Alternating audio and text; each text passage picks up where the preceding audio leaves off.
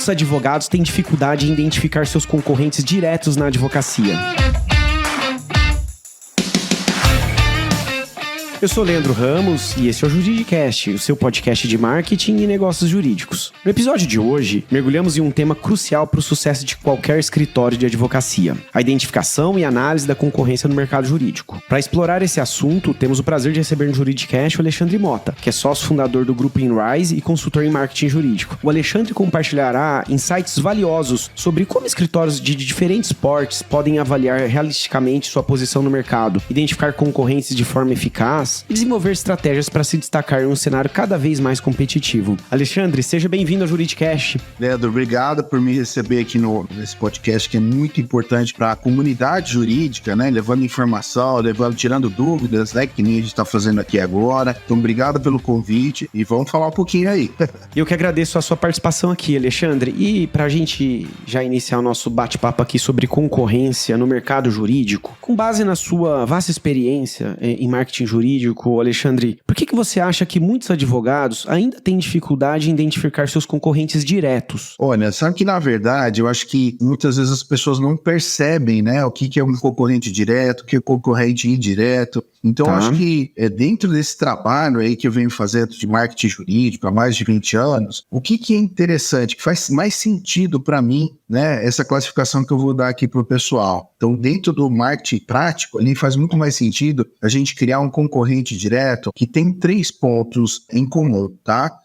Então, quando o concorrente faz as mesmas áreas do direito, que ele tem um número de funcionários, estrutura ali, né, aproximado, e que ele seja geograficamente próximo. Então, esses 3 pontos, na minha concepção, criam um concorrente direto, aquele cara que pode, como que eu posso falar, pode atrapalhar a sua vida, pode pegar seu cliente, pode ganhar mais espaço. Então, na minha cabeça, o concorrente direto precisaria ter essas 3 características. Aí o resto, aí sim, são concorrentes indiretos. Porque veja bem, né, às vezes o cara tem um escritório ali pequeno, escritório médio, e ele fala assim, poxa, mas o Pinheiro Neto é meu concorrente direto. E não é, porque na verdade o Pinheiro Neto, ele tem financeiramente uma extensão muito maior. Então ele pode fazer uma ação ali de marketing de 1 milhão. Ele pode contratar quem ele quiser, ele faz uma ação. Não adianta a gente olhar para aquela concorrência que na sua cabeça é direta, né? Copiar, porque uma das funções dessa análise é fazer o benchmarking, olhar para a concorrência e ver o que está rolando bem, o que dá para ser introduzido, que a gente não pensou em entrar no nosso esquema de marketing. Então não adianta a gente olhar para um Pinheiro Neto que fez uma ação ali de 1 milhão, porque ele pode, e a gente tentar copiar isso, né? Então não faz muito sentido em termos de marketing. Então é muito mais fácil você focar nesses 3 pontos. Acho que até vou repetir aqui para o pessoal escutar. Então, quando vocês trabalham a mesma área do direito, né, ou as áreas do direito, quando você tem o mesmo número de funcionários ali, uma estrutura física parecida, próximo, e geograficamente próximos também, aquele cara que pode atrapalhar a sua vida. Então hoje, acho que se a gente focar um pouquinho nesses 3 pontos, a gente consegue definir o que é concorrente direto, aquele cara que pode atrapalhar a sua vida, ganhar espaço em cima de você, e o que é o restante, concorrentes indiretos, que muitas vezes tem a função ali de dar insights, né? Ver, olha, que legal, ele fez ali, mas infelizmente eu tenho que me focar aqui no concorrente direto. E você trouxe esse exemplo, Alexandre, que eu achei interessante, né? Que eventualmente um escritório de porte pequeno ou até médio, né? Eventualmente considera uma Big Law, como, né? Você deu um exemplo aqui do Pinheiro Neto, como concorrente. Eu vejo isso acontecer principalmente quando um escritório pequeno ou médio eventualmente conquista um cliente em que uma Big Law estava ali no bid, estava ali na concorrência e ele ganhou. Aí ele, por conquistar, ele considera concorrente de uma estrutura jurídica maior. E isso não necessariamente dá para afirmar que é concorrente, correto? Exato. Então, às vezes ele tá ali, né, perdeu pro escritório e tal, e ele se acha um concorrente direto no escritório grande. Na prática, no dia a dia do marketing, isso não faz muito sentido, né? Faz sentido no marketing. Aí eu falo na prática, né? Porque às vezes tem muita diferença entre teoria e prática. Com certeza. Então, quando você está implementando um plano efetivo de marketing ali no escritório e você vê um escritório grande fazendo uma ação, não adianta você querer copiar porque financeiramente ou estruturalmente você não tem a condição. Então, é muito mais fácil você mapear os seus clientes, aliás, seus concorrentes diretos e aí sim prestar atenção no que a gente chama de benchmark, olhar para a concorrência, ver o que está dando certo e trazer para dentro do escritório. Então, realmente não faz muito sentido você ficar olhando ali. E isso é muito comum, isso que você comentou, esse exemplo que você deu, é muito comum. O cara olhou ali para uma tratativa que aconteceu e já se achou no mesmo nível do escritório que tem 4, 5 décadas aí e o financeiro muito evoluído. E ainda nesse ponto da concorrência, Alexandre, né, uma coisa que a gente nota é que é muito comum ainda os escritórios acreditarem que não tem concorrentes, né, ou ainda achar que todo mundo é seu concorrente, ou seja, são situações que tendem a ir para os extremos, né? Por que você acha que isso ocorre bastante no mercado jurídico? Olha, você sabe que uma das coisas que as pessoas, quando eu entro para fazer um plano de marketing no escritório, uma das coisas que eles menos se preocupam é com a concorrência. Infelizmente. Olha só. Infelizmente, eles não pensam na concorrência. E por quê? Então, por quê? Porque ele acha que não é tão impactante. Ele não tem a rotina de benchmark, de fazer ações, né? Ele acha que na cabeça dele é só fazer algum tipo de ação de marketing, isso é comum bastante, fazer alguma ação de marketing, você fica rico, você prospera, você, né, prospecta também. Então, para que eu vou analisar minha concorrência? Eu não preciso, é só fazer uma açãozinha aqui e a gente fica rico, e a gente ganha nosso espaço e tal. E eles não entendem o marketing por completo, né? Hoje a gente tem mais de 60 ferramentas de marketing que a gente pode trabalhar dentro de um planejamento de marketing bem estruturado, e esse benchmark, essa análise da concorrência é um deles e um dos mais importantes. Então, quando eu entro no escritório e falo assim, quais são os seus principais concorrentes? Ele fala, são os exemplos que você deu, ou ele fala, não, todo mundo é meu concorrente. Todo mundo como? Né? Não funciona assim, você tem que nichar ali, criar um nicho específico de concorrente. Ou ele fala, não sei, não tenho conhecimento de quem são meus concorrentes, né? Mesmo sabendo que o cara que saiu da faculdade dele, o amigo dele, montou o escritório no mesmo porte, faz as mesmas áreas de atuação e já perdeu clientes para ele. Mesmo assim, ele não percebe como a concorrência avaliada ali, analisada, é importante. E sabe uma coisa, Alexandre, que eu também já reparei, e não sei se você teve essa percepção também, que em muitas situações, advogados e advogadas acham que não tem concorrente porque eles entendem que o trabalho dele tem um nível superior tão grande, e que pode ser verdade, né, que fique bem claro, mas existe muitas vezes uma crença de que meu trabalho é tão bom que eu não tenho concorrente, ou seja, que eu tô acima da concorrência. Você repara esse tipo de situação no dia a dia? Eu reparo um pouquinho daquele nariz empinado ali, né? Então o cara fala, não, minha qualidade é tão boa que eu não tenho concorrência. Técnica, eu sou tão bom que as pessoas não conseguem chegar no meu nível. Perfeito. Acho que, né, um pouquinho de nariz empinado, de estudo, essa coisa, não vai matar ninguém. O problema tá que o mercado não percebe isso. Tecnicamente, o mercado não consegue avaliar se você é muito melhor que a concorrência. Então, no olho do mercado, né, e aí a gente já tá pensando num pensamento mais voltado para prospecção, ele não sabe que você é muito mais estudioso que o cara que tá do seu lado, o escritório que tá do seu lado, né? Então, o importante é isso, ter essa qualidade técnica, não extrapolar nesse nariz empinado aí que a gente brinca, mas analisar a concorrência, porque muitas vezes o cara vai contratar o seu concorrente desconhecendo que você é melhor tecnicamente que ele. Por quê? Porque o concorrente foi lá e fez algum tipo de ação que trouxe entendimento para o mercado de que aquele escritório é mais valioso, mesmo tendo o técnico pior que você. E, Alexandre, a gente está discutindo até aqui, né, a questão do porte, né, dos escritórios e a concorrência equivalente. E aí, nesse quesito, você acha que, assim, um escritório pequeno sempre vai ter concorrente de porte pequeno, concorrente médio, o grande, enfim, é sempre assim ou pode ter aí algumas imprecisões nesse quesito? Eu acho que, assim, tem análise de todos os jeitos, né? Às vezes você faz uma análise estrutural do escritório, você não consegue bater muito quando a gente está falando de um escritório pequeno, batendo com um escritório médio, grande. Então, um escritório ali de 5 pessoas não consegue bater com um escritório de 60, de 200, né? Então, aí é parte estrutural mesmo, tá? Mas, em termos de marketing, se você fizer planejamentos de marketing que possam bater, então eu não estou falando de estrutura, nem de número de pessoas, mas estou falando de ações de marketing baseada em conhecimento, em informação. Aí sim, aí eu acho que você consegue bater tecnicamente, mostrar ali soluções, inovações, coisas interessantes para o mercado que ele possa migrar para você, tá? Mas se você não fizer esse mapeamento, você vai entender aonde você quer chegar. Hoje eu sou pequeno, meus concorrentes são pequenos, mas eu estou evoluindo em ações de marketing para me tornar médio e depois bater de frente com os médios.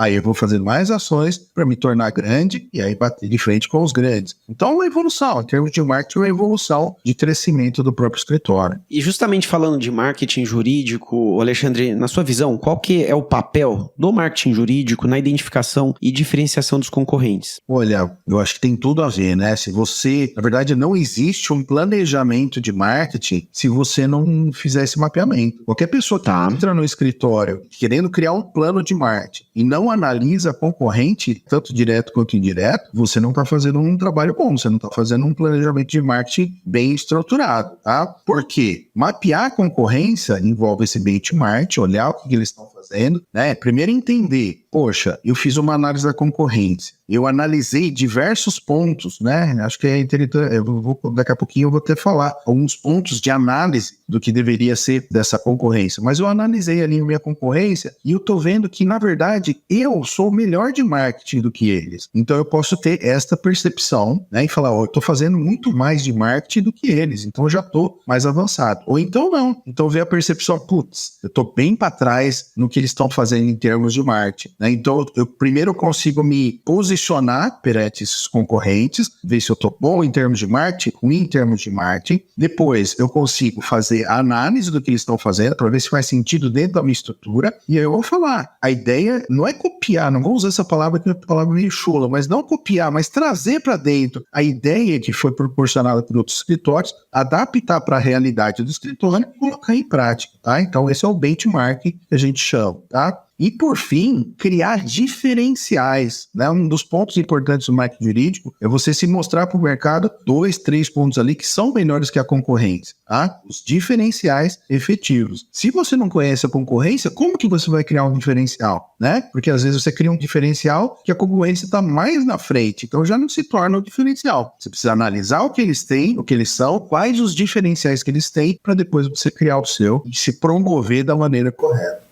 E você mencionou agora, queria citar alguns exemplos, né, de elementos para se analisar na concorrência. O que você sugere, né, quem nos ouve agora, considerar em sua análise quando estiver avaliando concorrentes? Legal. Sempre quando eu trabalho nisso, eu faço como se fosse um dossiê dos escritórios, né? Tá bem.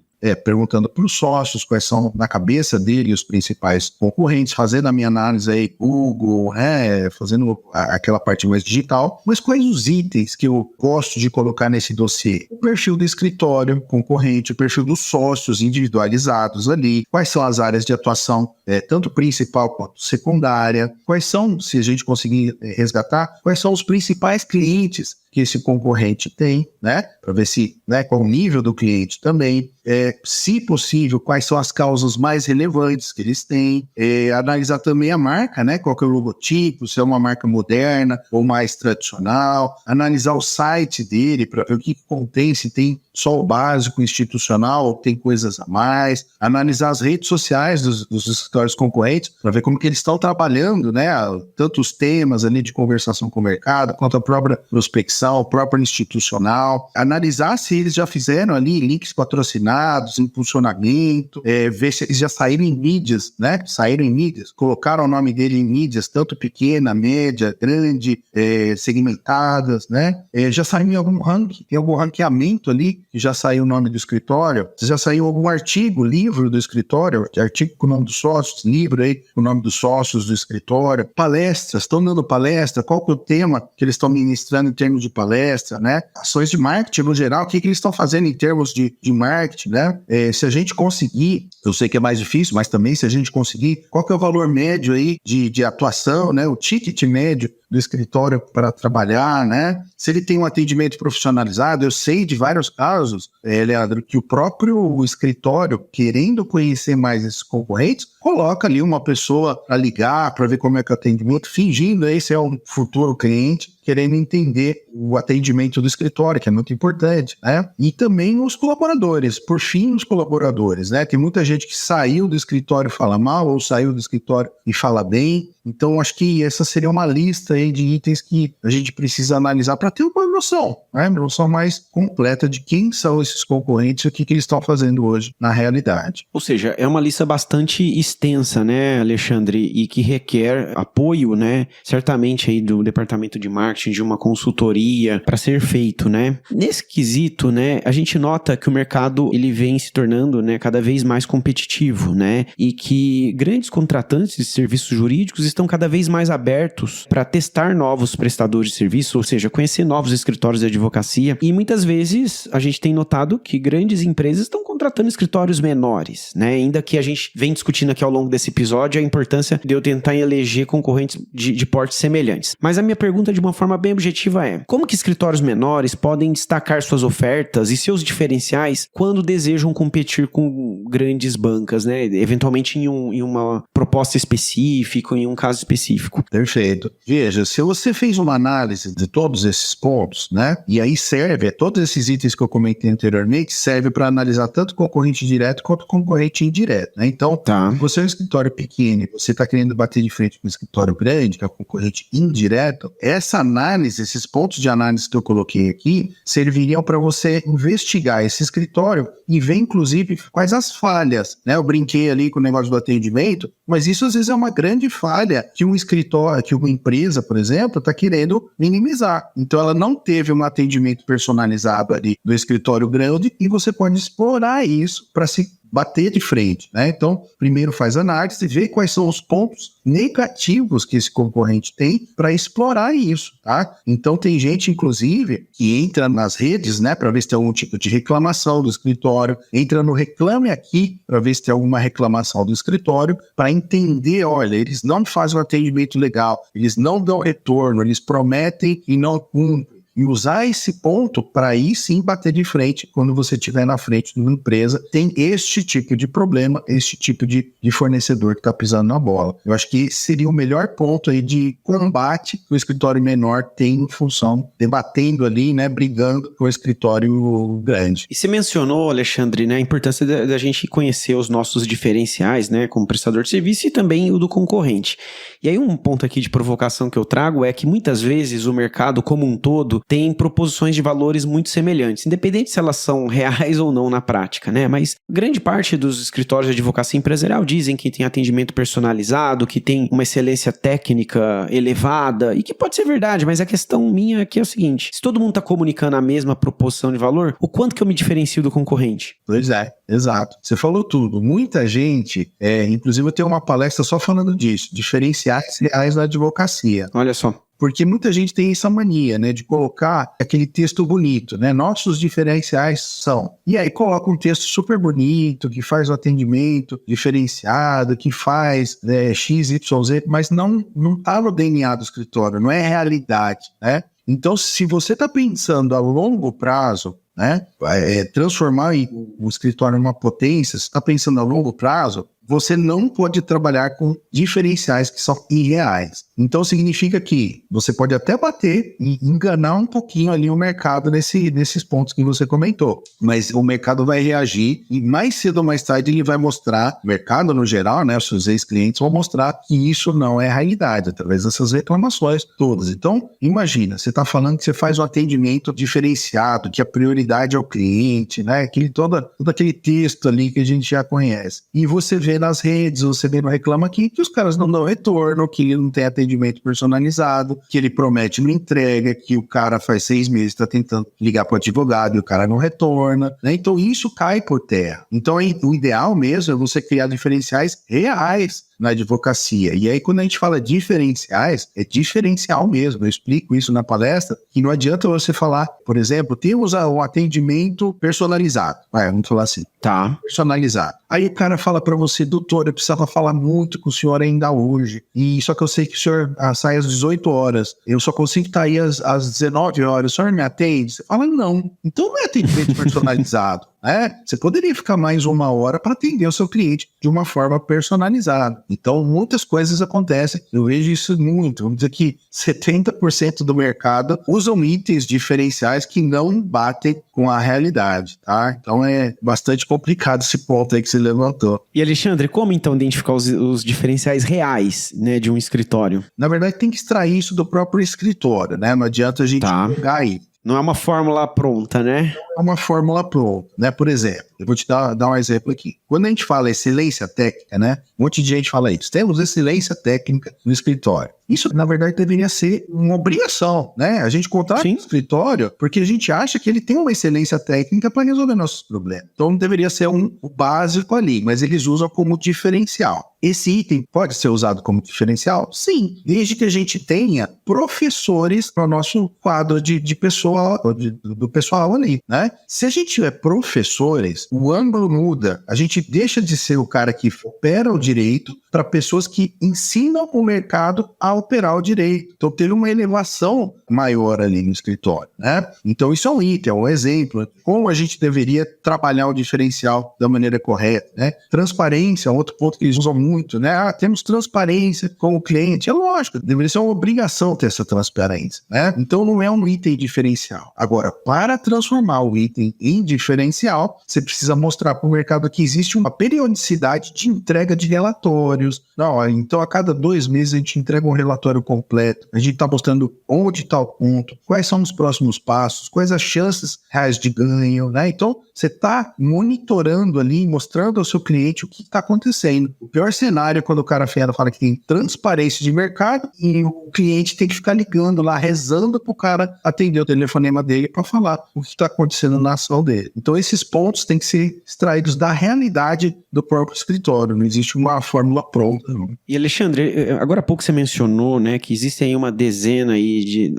dezenas, centenas de ferramentas, né, de marketing, enfim, de mercado. Quais ferramentas, quem nos ouve agora, poderia utilizar para auxiliar nesse processo de identificação e mapeamento dos concorrentes? Na verdade, esses pontos que eu comentei, né, a gente fala hoje de mais de 60 ferramentas de análise do marketing completo, né? Perfeito. Mas quando a gente entra na ferramenta, né, em uma dessas ferramentas, que é a ferramenta de análise de concorrência, os itens que eu comentei ali são os itens essenciais mesmo, tá? Então, perfil de escritório, do sócio, marca, mídia, ranking, artigo, palestra, esses são os pontos que eu comentei anteriormente, que é o que a gente faz a análise pontual. Tá? Então, só para entender, a gente tem hoje mais de 60 ferramentas de análise do escritório para criar um plano de ação completo, que vai ter começo, meio, fim. Mas, quando a gente entra no item concorrência, são aqueles pontos que eu comentei anteriormente. Esses são os pontos de análise para saber quais são seus concorrentes, o que eles fazem e como você está posicionado em relação a ele. Muito bem. E, no seu entendimento, quais são os desafios mais comuns que os escritórios enfrentam ao tentar identificar seus concorrentes?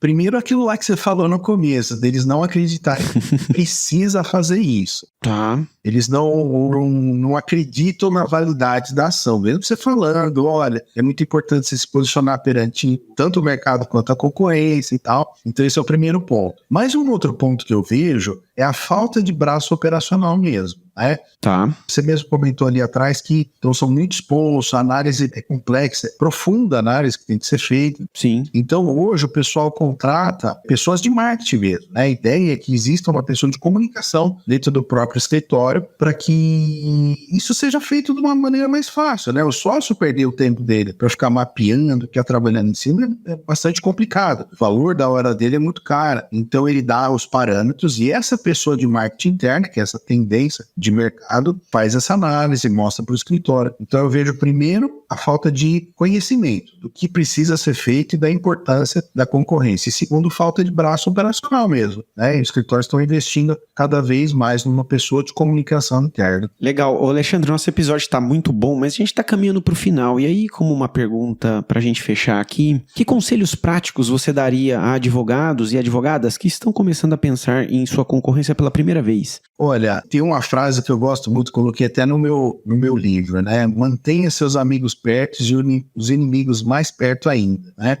Quem escreveu isso foi o Sun Tzu, que escreveu A Arte da Guerra. Então eu gosto muito dessa frase, justamente que espelha isso, né? De você entender que seus, entre aspas, inimigos estão fazendo. E respondendo a sua pergunta, essa ferramenta é essencial. Eu bato aí, né? Acredito que você também fala bastante isso, que é uma ferramenta essencial, uma ferramenta ferramenta de posicionamento no mercado que faz você se entender melhor e entender como que o mercado está trabalhando. Quando a gente cria esse posicionamento de entendimento de concorrentes, de mercado mesmo, você consegue chegar, por exemplo, num evento setorial e mapear, olha, aquele meu concorrente ali está mais avançado que eu, que ele já não está. Então eu estou aqui nesse evento, eu consigo conversar com muito mais gente do que esses outros que estão menos trabalhados aí no marketing, né? Então, essa ferramenta, a última dica é essa. Essa ferramenta de trabalho de entendimento é essencial dentro da advocacia, dentro de um planejamento, né? Hoje as pessoas falam muito de ações pontuais de marketing, eles confundem marketing digital com marketing jurídico completo e não é. Então, a ideia de criar-se um plano de marketing, plano de ação completo, envolvendo essas mais de 60 ferramentas, o entendimento de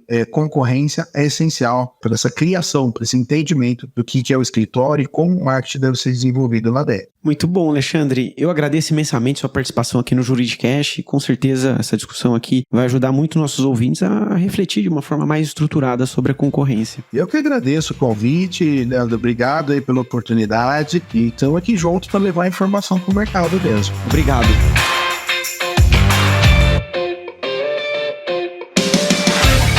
Você ouvinte, se você gostou desse episódio, não esqueça de avaliar a gente no tocador de sua preferência. Lembre-se que o Juridicast é produzido pela Agência Javali, especialista em marketing e negócios jurídicos. Vejo você na próxima quarta-feira, às 7 da manhã.